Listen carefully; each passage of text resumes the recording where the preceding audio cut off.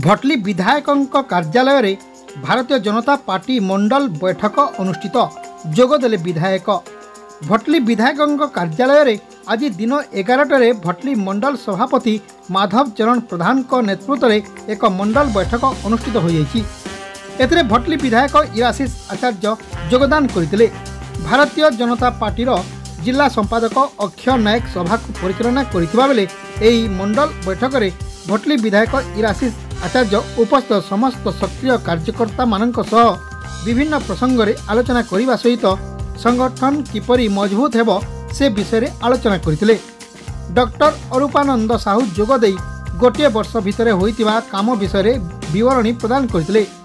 राज्य परिषद सदस्य अच्युत बुधिया दल किपरि आगकु जीव से विषय रे उद्बोधन देथिले। परिशेष रे वरिष्ठ कार्यकर्ता प्रताप प्रधान धन्यवाद अर्पण करथिले। एही बैठक में उदयपाली मंडल सभापति गोपाल नायक, अशोक भोई, विनायक शाह, सुदाम साहू, अक्रूर प्रधान, बालकृष्ण भोई, रूपेश साहू, कुना दोरांग समेत समस्त सक्रिय कार्यकर्ता उपस्थित थिले।